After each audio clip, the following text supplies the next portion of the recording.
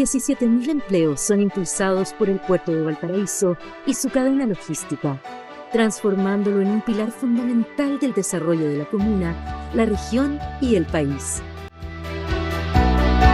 Con la futura ampliación portuaria, se generarán como base 2.500 empleos adicionales, fortaleciendo aún más la economía regional y consolidando a Valparaíso como un puerto de clase mundial. Puerto Valparaíso, creciendo juntos. Mille Fleurs Bistro, único por su vista increíble al mar. Su propuesta en pastelería y bollería francesa junto a una carta bistró para cada momento del día. Mille Fleurs Bistro, para comenzar bien el día y de una forma diferente. Junto a la familia o amigos, disfruta de tu desayuno o del brunch frente al mar, con una variedad de exquisitos platos y pastelería elaborados de forma artesanal con un touch francés. Viva una experiencia inolvidable en Reñaca, con una vista privilegiada frente al mar. Mille Fleurs, para cada momento del día. Mille Fleurs Bistro, un lugar de encuentro, gastronomía para todos los gustos, de lunes a domingo desde las 9 de la mañana en Avenida Edmundo Eluchans 595, Reñaca, Viña del Mar. Disfruta la puesta del sol en nuestra terraza con un cóctel y platos exquisitos preparados por nuestros chefs. Mille Fleurs, momentos diferentes para cada hora del día.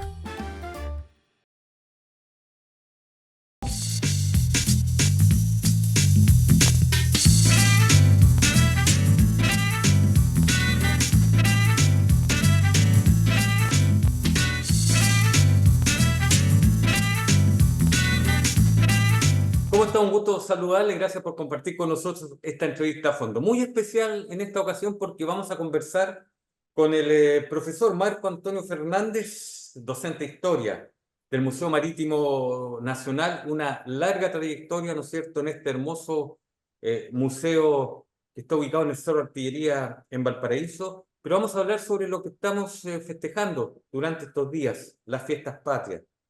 Cosas que a lo mejor usted no conoce, elementos que se van dando con la historia. Bueno, sobre esto, sobre lo anecdótico, vamos a conversar con el profesor Marco Antonio Fernández. ¿Cómo está, profesor? Un gusto tenerlo en esta entrevista a fondo. Muchas gracias, Bernardo, por invitarnos nuevamente y te estaba escuchando atentamente y usaste una palabra clave, fiestas patrias, porque ¿Por qué clave? uno ve las noticias, la entrevista que le hacen a las personas ahí en la Ramada, en el Parque O'Higgins, aquí en Playa Ancha. No, estamos celebrando el cumpleaños de Chile. No, estamos celebrando la independencia de Chile. O sea, créeme que esas son dos de las varias versiones que he escuchado y por eso que hago hincapié que tú usaste la palabra que corresponde.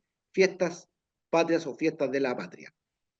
¿Por qué fiestas patrias y no 18? ¿Por qué fiestas patrias y no independencia? Buena pregunta. Mira, en realidad lo que nosotros celebramos el 18 de septiembre es un proceso histórico-político que se dio al poco tiempo que partió ya la independencia plena. Nosotros, si somos estrictos en lo histórico, lo que debiéramos celebrar el 18 de septiembre es la instalación de la primera Junta Nacional de Gobierno, que fue este 18 de septiembre del año 1810, pero de que haya habido alguien con una pequeña idea de comenzar la independencia o dar el primer paso para la futura independencia, es realmente, yo lo dudo, no quiero ser tan tajante, pero créeme que si tú lees el juramento que hicieron los integrantes de esta primera Junta Nacional de Gobierno, que es más o menos la que yo te voy a decir, que juraban derramar hasta la última gota de sangre para mantener ilesos los territorios del amadísimo rey Fernando VII, cautivo del invasor francés. O sea, lo único que hicieron estos patriotas, estos mayoritariamente criollos, fue crear esta junta de gobierno para mantener el gobierno al rey que estaba prisionero de los franceses, pero que este ejemplo lo habían tomado de España. Esta era la tradición que existía en España, que no estando presente el rey, el poder volvía al pueblo a través de la Junta de Gobierno. Claro, la historia lo señala así sin duda, profesor, porque como bien usted lo dice, Napoleón había conquistado España, ¿no es cierto? Coloca a su hermano Pepe Botella, como se le llama Exactamente. Sí, en el término popular, aquí al hermano Napoleón como emperador o una especie de emperador de España, saca al rey y lo que hacen las colonias en esta parte del continente esencialmente es poder rescatar o mantener los territorios libres hasta que vuelva el rey, lo que, como bien señala usted, se conoce poco, pero la verdad es que no había un real sentimiento de independencia. ¿Cuándo surge este sentimiento de independencia en nuestro país?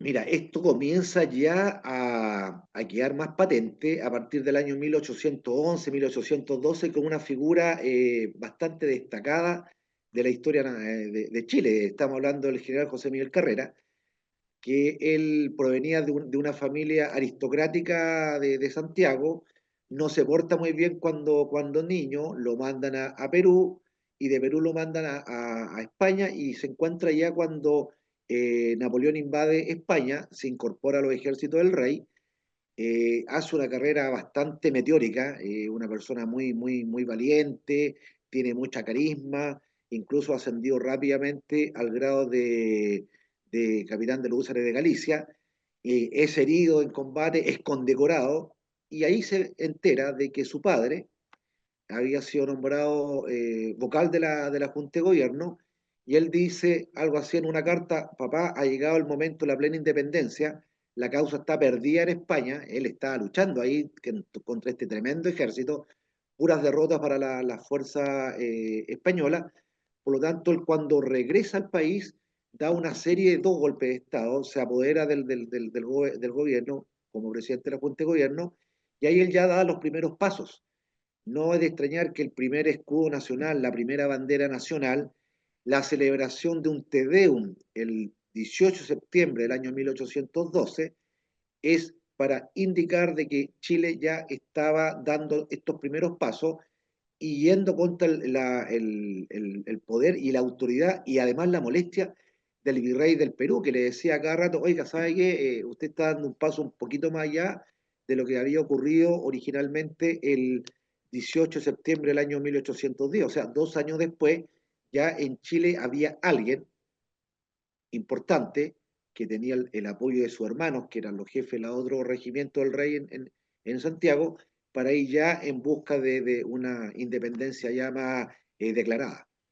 Interesante lo que va pasando con la historia, profesor, Claro, porque, claro, se menciona un poco el tema histórico de la rencilla Carrera-O'Higgins, pero poco se menciona quizás de estos primeros indicios a partir de Carrera, ¿no es cierto?, en torno a lo que va a ser la posterior independencia de nuestro país.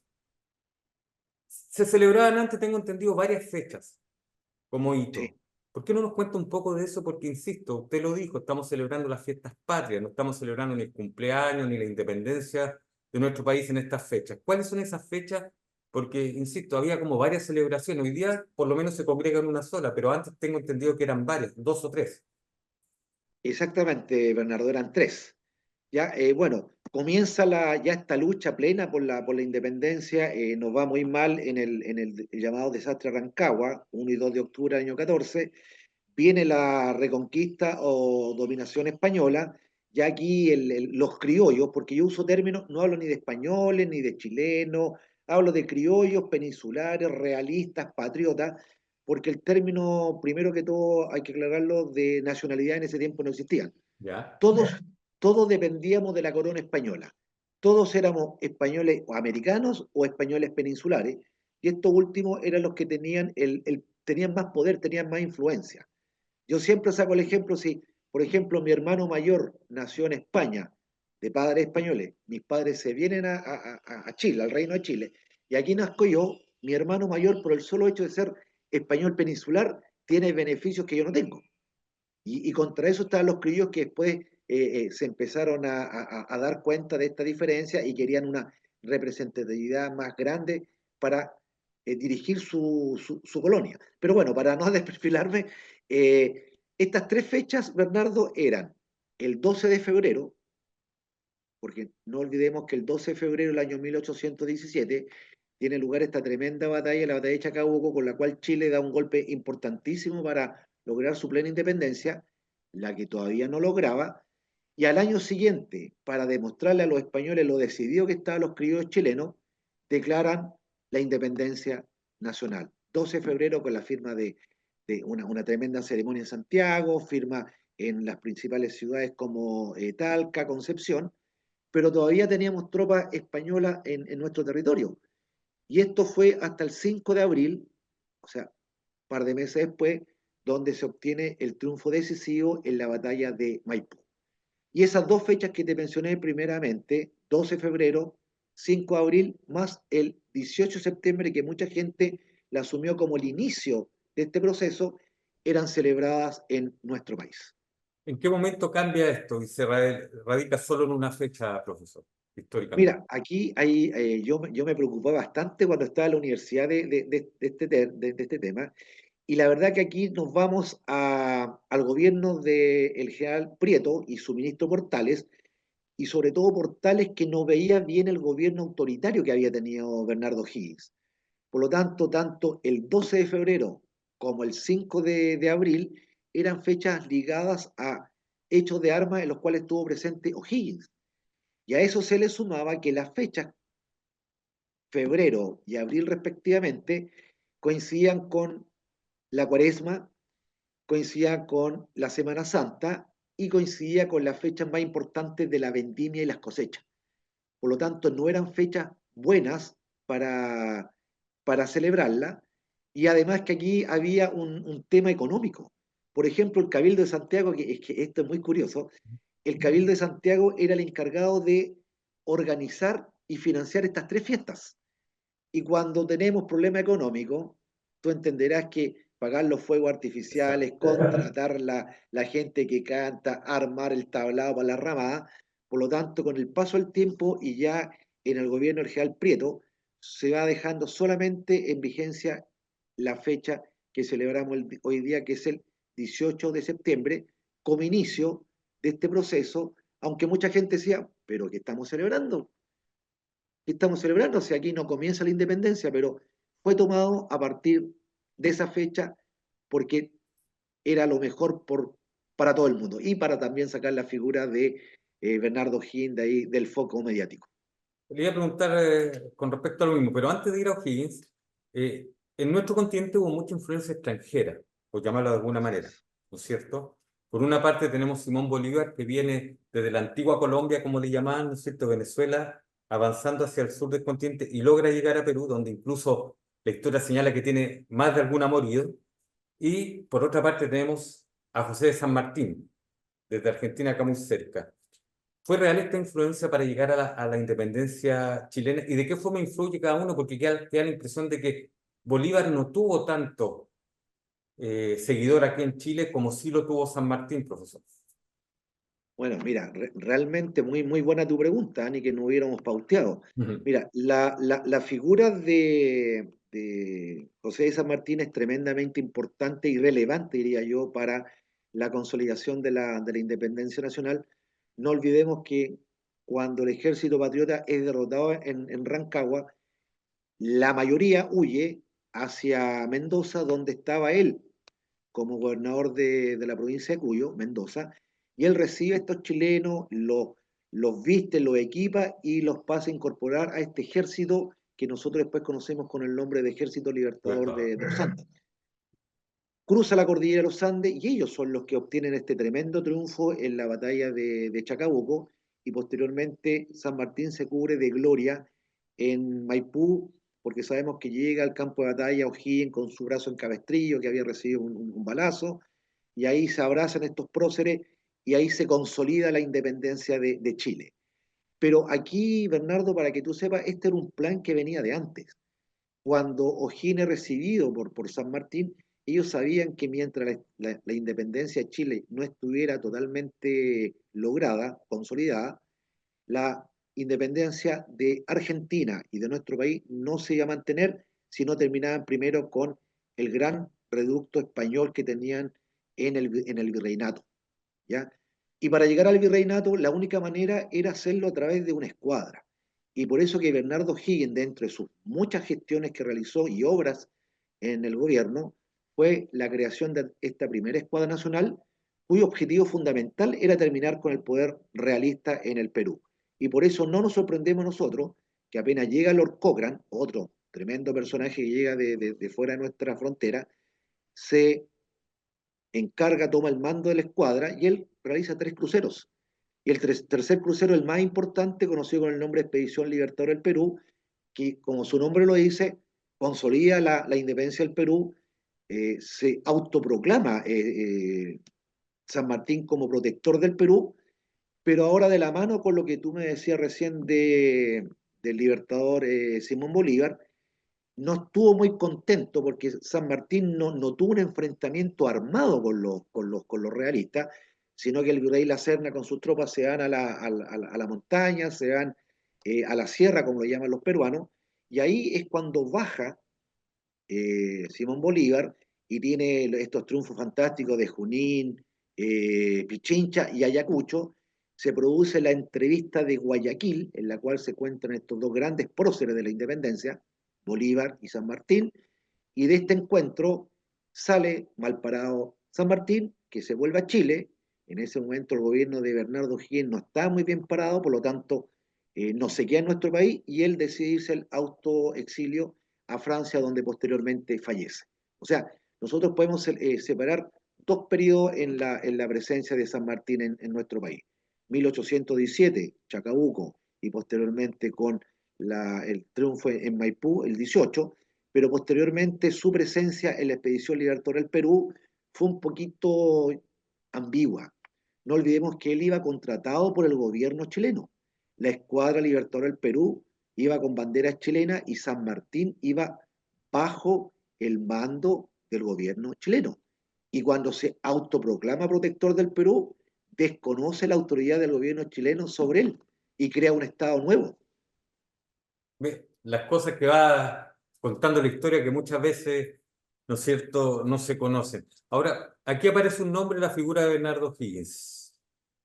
¿En qué momento aparece Bernardo Higgins y qué anécdota, qué tema poco conocido de la historia usted podría destacar con respecto a lo que ya los libros cuentan, ¿no es cierto?, que llegó a ser director supremo, pero que después se va al exilio a Perú? Hay un trayecto ahí de años, pero ¿qué nos podría relatar en torno a lo desconocido de esta figura de Bernardo Higgins? Mira, Bernardo Higgins es una figura bastante, tiene muchos detractores y tiene mucha gente que lo adora. Yo realmente destaco muchísimo la visión marítima de este joven que a muy temprana edad es enviado por su padre a Inglaterra. Mucha gente sabe que él fue hijo ilegítimo y eso fue una carga que tuvo siempre. Imagínate si hasta el día de hoy día cuando uno dice, Fernández Fernández, chuta, este niñito es guachito, hijo ilegítimo. Imagínate hace 200 o más de 200 años atrás, donde este personaje llega a Chile, toma la hacienda de las canteras, que se lo había dejado su padre en herencia. Ojo, no le dejó, aquí hay una anécdota que poca gente sabe. El papá era virrey del Perú, ¿cierto? Y tenía 2 títulos nobiliarios, Marqués de Osorno y de Cañete. Y resulta que él no le deja ninguno de los títulos nobiliarios a su hijo. Le deja solamente la hacienda de las canteras, que era una tremenda propiedad con muchos animales. O sea, rápidamente es millonario, por decirlo de una manera, O'Higgins. O'Higgins, él toma el apellido de su padre cuando llega. El padre nunca lo reconoció legalmente. Por lo tanto, no tenía formación militar. Sin embargo, tuvo un desempeño tremendo en las batallas, a diferencia de Carrera, que tenía una formación militar. Originalmente, Carrera y O'Higgins eran muy buenos amigos. ¿Y qué Incluso, pasó? bueno, ahí están estos egos y estos malentendidos amigos. Mira, Vicuña Maquena tenía uno de sus antepasados, era el brigadier Maquena. Era de la familia de los Larraínes, era de los más moderados, tuvo diferencias con la familia Carrera, y cuando son exiliados las tropas chilenas, llegan los hermanos junto a Carrera ya, y hay una diferencia entre el brigadier Maquena y el hermano menor de Luis Carrera, de Carrera, que era Luis Carrera. Le dice que poco menos que se habían robado los fondos, las arcas fiscales y que la familia Carrera los tenía. Y Luis le dice que le pida disculpas, lo que no hace, y van a un duelo. Y Carrera mata en este duelo a Maquena y Maquena era muy amigo, era el mentor en lo militar de Bernardo Higgins. Y ahí comienzan las diferencias. Perfecto. ¿Ves? No olvidemos que posteriormente hay un enfrentamiento militar entre las tropas leales a Carrera y las tropas leales a O'Higgins, en la batalla de Tres Acequias, un poquito antes del combate de la batalla de Chacabuco. En esta batalla vence las tropas de Carrera, se dan la mano y se comprometen a luchar juntos por la causa común que era la independencia de nuestro país. Ese tema es tremendo, Bernardo, con, con estas amistades rotas, estos egos, estas intromisiones de personas que en el fondo lo único que hicieron desde mi visión fue separar a estos dos grandes próceres que ambos tuvieron una visión marítima tremenda y que los dos lo único que buscan era la independencia de nuestro país. Bueno, temas que se repitieron, ¿no es cierto?, en este tema de la independencia, el proceso independentista de este parte del continente, porque recordemos que Miranda y Simón Bolívar también tuvieron su rencilla, también hubo tema de ego y al final Miranda, que fue el creador y que lo trae, ¿no es cierto?, desde Europa Sí, como señor, para guiar esta hazaña, termina preso y termina en condiciones, ¿no es cierto?, que no son las más aceptables. justamente. Oiga, cortito, ¿es cierto que a O'Higgins le llaman el guacho O'Higgins, el guacho Riquelme, producto de esta situación de que el padre no lo había reconocido? Sí, señor. Sí, incluso habían Carrera, sobre todo José Miguel Carrera, cuando pasaron a este enfrentamiento declarado, él, por ser de una de las familias aristocráticas más grandes del país, su padre, vocal de la Junta, como le dije hace un rato atrás, él de una participación tremenda en la guerra napoleónica en España, él siempre le reprochaba eso de que era hijo ilegítimo, era un guacho. Bueno, la historia se va escribiendo de esa forma y ya hemos conocido a través de sus palabras por qué surge esta rencilla, ¿no es cierto?, entre Carrera y O'Higgins. Eh, Otro tema, la logia Lautaro. ¿Es tan importante como se señala en este proceso independentista? Sí, sí. Tú mencionaste recién a Miranda, Francisco Sí, Miranda. Francisco Miranda. Francisco Miranda era uno de los ilustrados más importantes de América, que se fue a Europa, a Inglaterra puntualmente, y allá bajo la tutela de la masonería y del apoyo de la monarquía británica, comienza esta ayuda, porque entendamos de que los británicos eran los enemigos naturales de España, y lo único que ellos querían era hacer caer a esa monarquía para abrir su comercio, porque el comercio español con su dominio de América estaba bajo un tremendo y controlado monopolio comercial. Por lo tanto, este gran personaje que es Miranda, que está en Inglaterra, empieza a recibir a todos estos jóvenes americanos destacados como San Martín, como Bernardo Higgins, entre otros, y se crea esta logia, que no es una logia masónica, sino que tiene muchos conceptos de la orden masónica, pero es una logia que busca solamente la independencia de América. Y por eso que se llama logia lautarina. Dicen de que fue porque O'Higgins reconocía mucho a Lautaro como este gran guerrero, y que Miranda, al saber las proezas de Lautaro, le da este nombre a la logia, que posteriormente, cuando llega a Chile, tiene como grandes personajes a Bernardo Higgins y a San Martín, que buscan como lo decía también hace un rato atrás, esta gran tarea de independizar América, pero apuntando al virreinato del Perú. Perfecto, por eso nos deben quedar unos 2 minutos a hacer una interesante conversación histórica con usted. Habíamos Siempre se hablado, hace poco. sí, habíamos hablado previo, ¿no es cierto? Queríamos tratar otros temas, pero creo que el tema histórico es muy interesante, sobre todo cuando en este país hace falta tanta educación cívica, ¿no es cierto? Y hay que reforzar la educación, saber por qué estamos celebrando estas fiestas patrias, qué nos llevó a celebrar estas fiestas patrias. Muy Correcto. cortito, profesor. ¿Por qué lo celebramos con ramadas y fondas? ¿Es lo mismo? ¿Qué pasa con los bailes típicos, por ejemplo? Mira, la verdad es que hablemos de cifras. Cuando comienza este proceso en 1810, la población chilena, de acuerdo a uno de los censos últimos que se había hecho, era de 700 a 800 mil personas, que consideraba todo, ¿ya? Por lo tanto, cuando comienza este proceso, la población es mayoritariamente del campo. Y posteriormente, cuando el país empieza a obtener los beneficios de esta independencia, sobre todo durante los gobiernos decenales de Prieto, Bulnes, Montt, en la década del 30, 40, la población empieza a migrar a donde estaba el trabajo, lo que sigue ocurriendo, del campo a la ciudad. Y esta gente que se viene a la ciudad trae las mismas costumbres que tenía en el campo. Ellos eran peones, eran capataces, eran estancieros, y sus celebraciones, sus cumpleaños, sus matrimonios, lo hacían en estas ramadas, que eran palos parados con ramas, donde siempre se ponía la bandera, piso de tierra, la mesa para la comida y otro lugar para las cantoras. Y posteriormente esto se traslada acá, y el gobierno, para darle esta distinción y diferencia con lo que pasaba antiguamente con la monarquía, la celebración ya más republicana, y para que el chileno se sintiera chileno, porque ese es otro tema. ¿Cuándo el chileno se siente chileno? ¿Ya? Y esto hay estudios que hablan después de la guerra contra la Confederación Perú-Boliviana, 1836, 1839, con el Día del Roto chileno, la canción de Yungay. Ahí recién se empieza a notar esta como identificación del chileno chileno.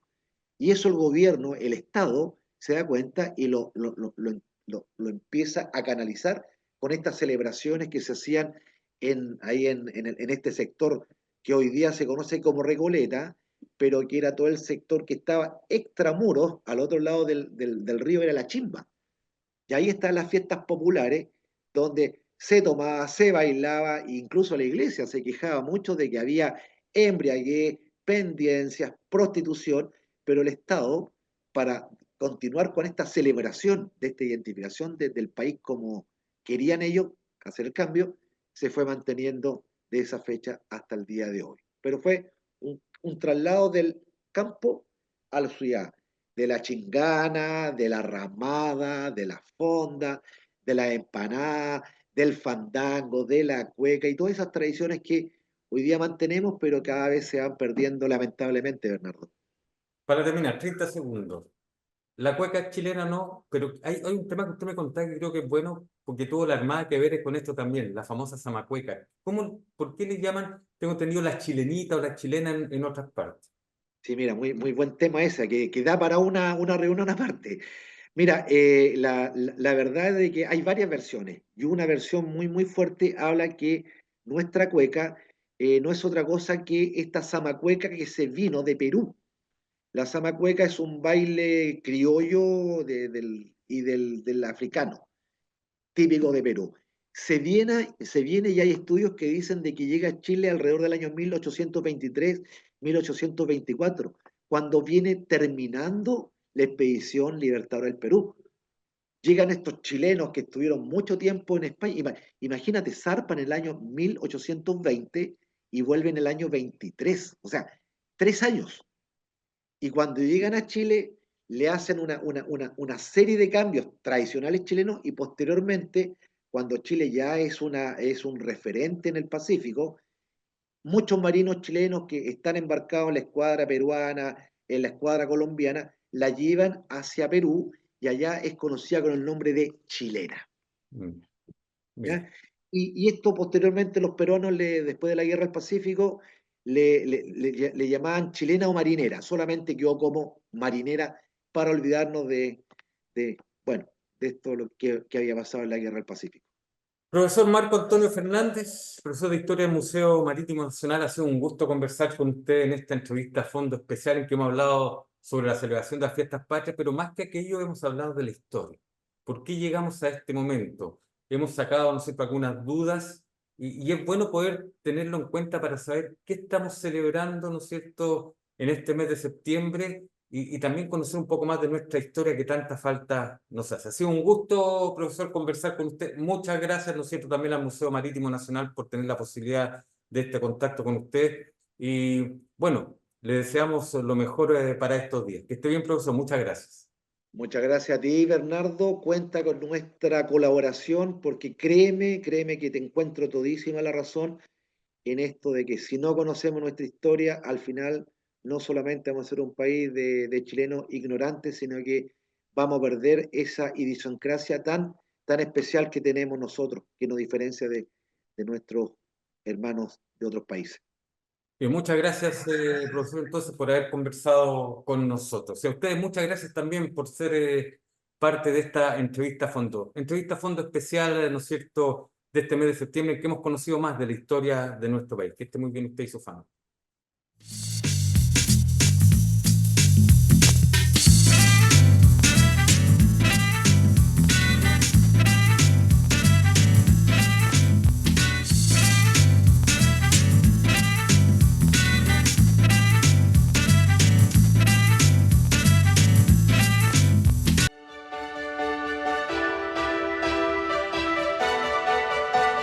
Más de 17.000 empleos son impulsados por el puerto de Valparaíso y su cadena logística, transformándolo en un pilar fundamental del desarrollo de la comuna, la región y el país. Con la futura ampliación portuaria, se generarán como base 2.500 empleos adicionales, fortaleciendo aún más la economía regional y consolidando a Valparaíso como un puerto de clase mundial. Puerto Valparaíso, creciendo juntos. Mille Fleurs Bistro, único por su vista increíble al mar. Su propuesta en pastelería y bollería francesa junto a una carta bistró para cada momento del día. Mille Fleurs Bistro, para comenzar bien el día y de una forma diferente. Junto a la familia o amigos, disfruta de tu desayuno o del brunch frente al mar, con una variedad de exquisitos platos y pastelería elaborados de forma artesanal con un touch francés. Viva una experiencia inolvidable en Reñaca, con una vista privilegiada frente al mar. Mille Fleurs, para cada momento del día.